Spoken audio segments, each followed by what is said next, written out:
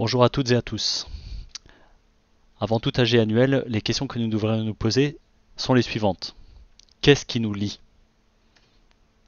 La pétanque que nous kiffons, que nous adorons.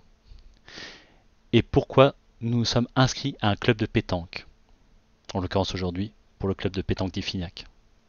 Parmi toutes les infrastructures proches géographiquement, comme Lamballe, Saint-Julien, Trégueux, Plérin, Ploufragan, etc., dans le département du 22, pourquoi avoir choisi le club d'Iffignac?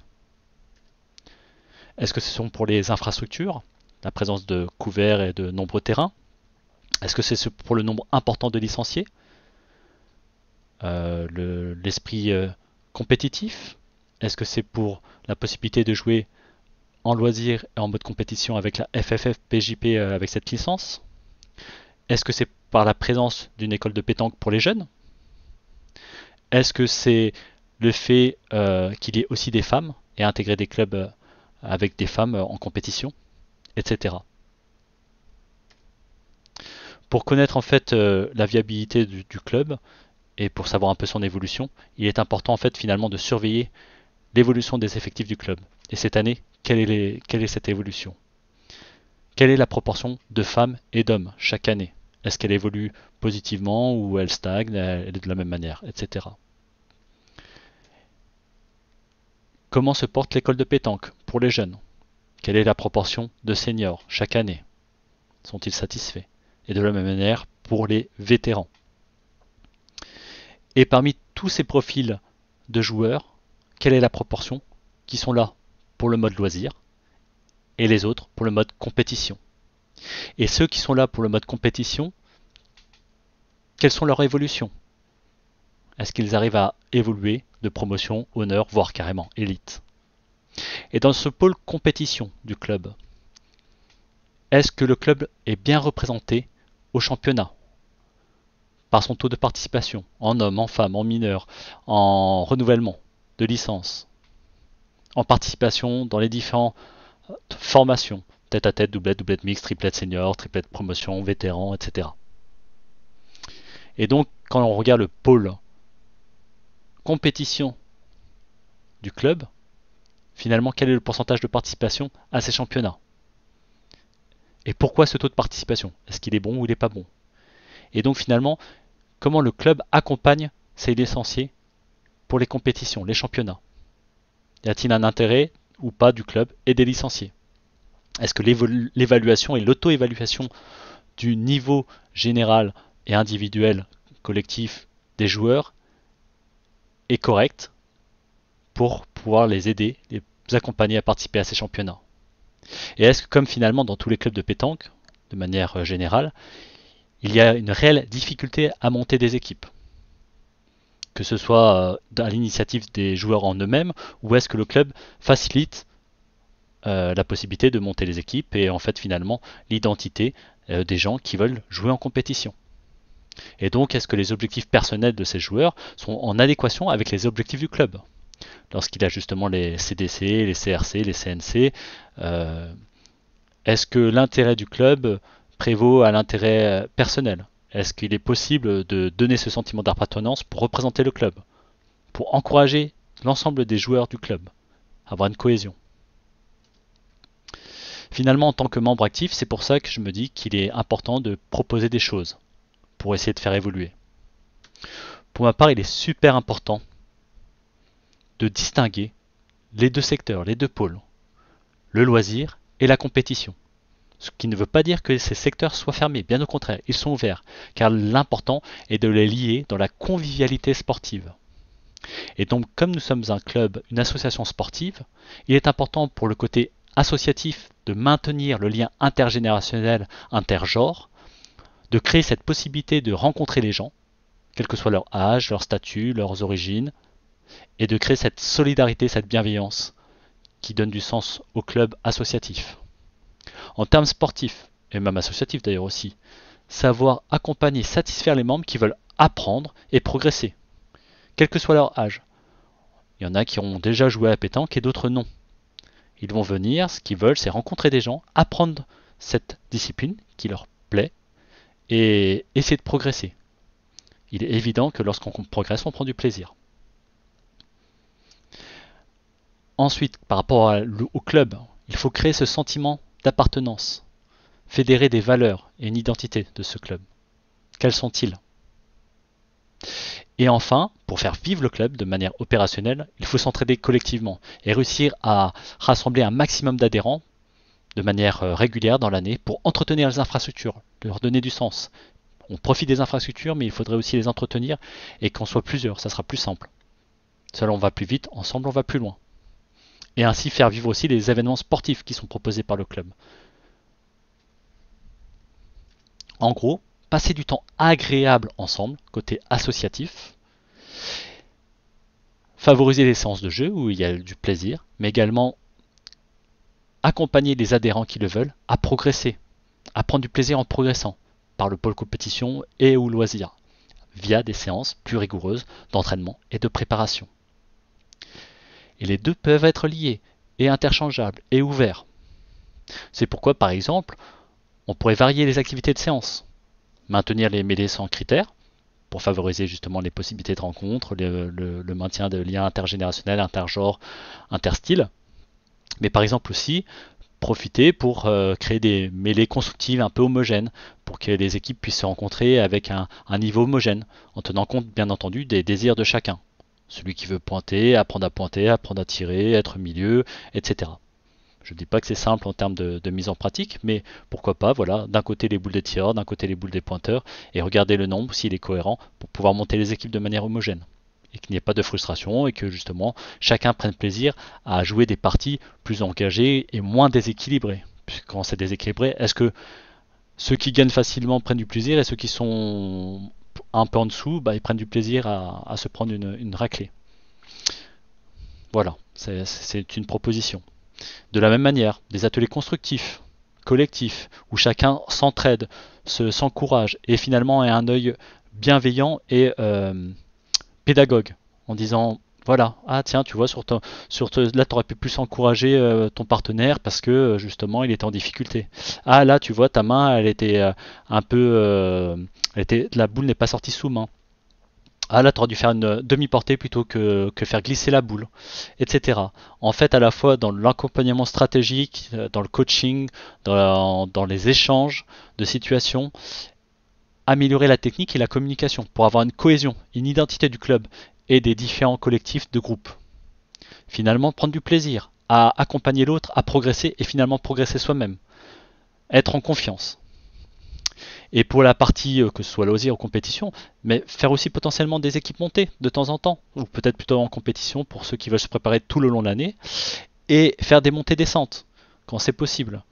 Et ben, l'équipe qui gagne monte d'un terrain et l'équipe qui perd descend d'un terrain. Et ça permet un peu aussi de pouvoir s'auto-évaluer et voir les axes de progrès ou se dire ah mince comment ça se fait que justement je n'arrive pas à progresser.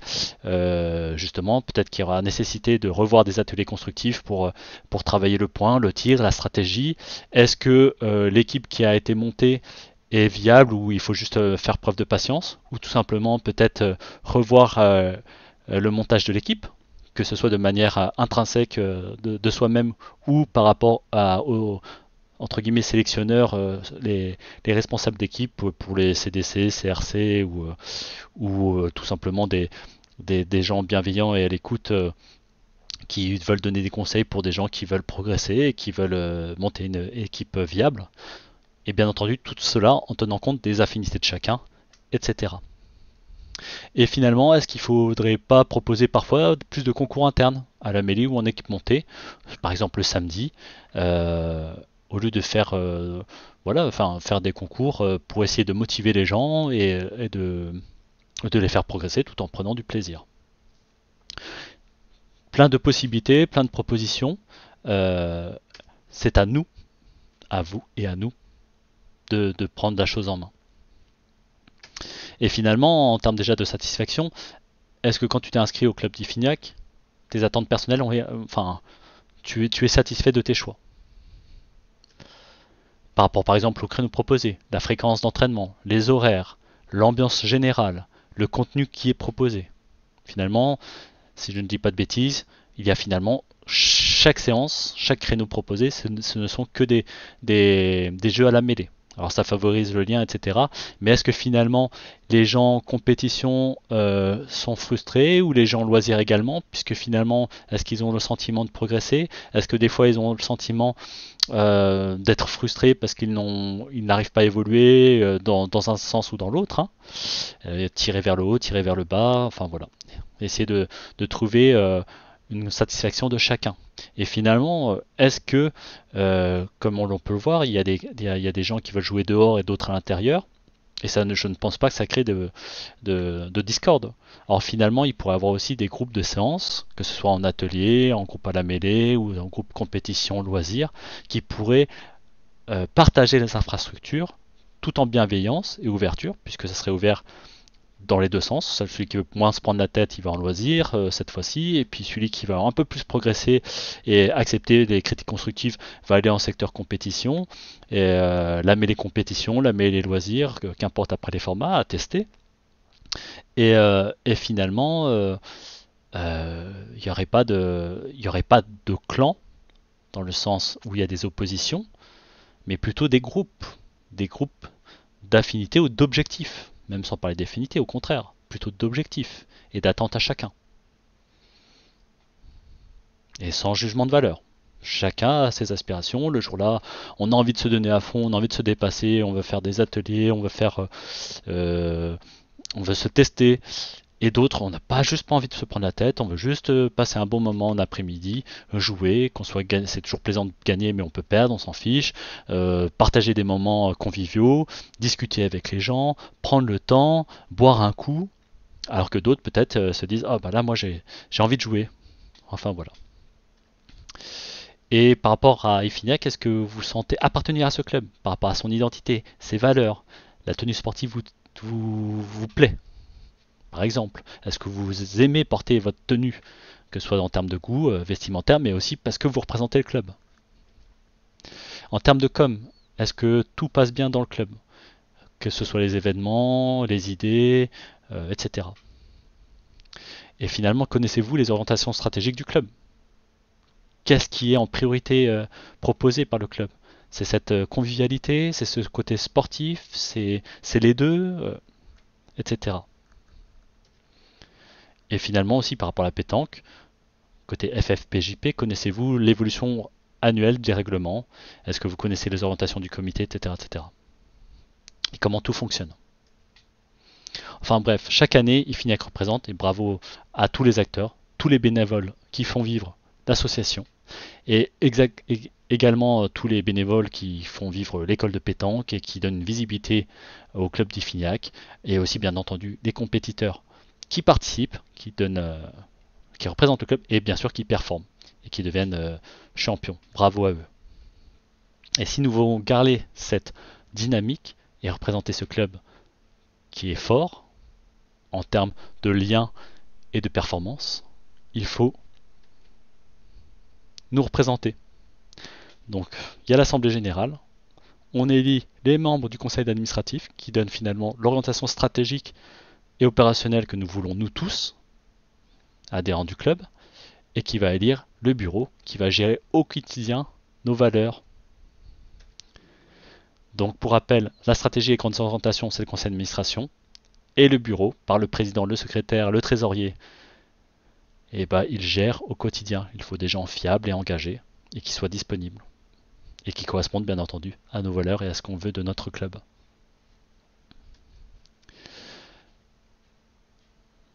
Donc nous devons voter et exprimer ce que nous attendons du club. L'ordre du jour, justement, par rapport au côté financier, par exemple, où va l'argent, comment il est investi, comment nous voulons le faire investir, l'évolution de l'école de pétanque, la jeunesse, nous investissons dans la jeunesse, mais nous parlons d'école de pétanque, pourquoi ne pas le faire varier aussi, puisqu'il y a aussi beaucoup, je pense, en termes de proportion, de personnes vétérans ou seniors, et est-ce qu'il ne faudrait pas aussi un accompagnement, puisque finalement, il y a beaucoup de seniors ou de vétérans qui s'initient seulement à la pétanque plus tardivement. Ils ont peut-être envie de progresser. Et pourquoi ne pas proposer ce qui est proposé pour les jeunes aux adultes pour qu'ils progressent et prennent du plaisir dans les ateliers, dans l'apprentissage des règles de la pétanque, etc., etc. Donc finalement, ça aiderait au rapport sportif. Le plus dur, le bénévolat dans tout ce qui est associatif. Hein. Donner un sentiment d'appartenance, une envie d'aider, du collectif. La bienveillance, il y a vraiment des gens extra dans le club de Edifinac. Il faut maintenir ça et comment l'entretenir pour que ce ne soit pas les mêmes personnes qui s'épuisent à s'engager pour le collectif. D'où l'importance des élections, des questions diverses à vraiment aborder. Et voilà. Personnellement, les valeurs de la pétanque, c'est ce que je dis. Hein. C'est quand même l'une des seules disciplines où on peut vraiment favoriser les liens sociaux puisqu'il y a vraiment un côté intergénérationnel. On peut jouer à tout âge. C'est mixte. Chacun peut s'affronter, quel que soit son âge, quel que soit son genre, quel que soit son statut. Je pense que c'est l'une des disciplines comparée aux autres aussi qui aide vraiment à la lutte contre l'isolement, puisqu'en fait les créneaux permettent vraiment aux gens euh, non actifs ou qui ont du temps libre ou qui sont à la retraite de pouvoir se rencontrer et passer des moments ludiques, physiques et intellectuels de concentration ensemble. Et à des créneaux où normalement les activités ne sont pas proposées, notamment la journée, l'après-midi, voire le soir ou le matin. Ça permet de travailler la concentration, la coordination, la précision, l'adresse. Donc c'est très très bon pour les gestes corporels, la mémoire sensitive, nerveuse, la communication, ce qui n'est pas assez promu dans cette discipline, l'échange stratégique ou de bienveillance, d'encouragement envers ses coéquipiers, en disant voilà, on va faire des choix, il faudra assumer quand il y aura un échec et s'encourager et se féliciter quand il y a des réussites. Un aspect stratégie et l'avantage c'est de pouvoir, ce côté pratique de pouvoir jouer à l'intérieur et à l'extérieur, quelle que soit la météo, même si on préfère jouer quand il fait beau et qu'il y a du soleil et prendre l'air. Merci pour l'écoute, bon courage à nous et surtout plein de bienveillance et de satisfaction pour chacun dans la convivialité sportive. Merci.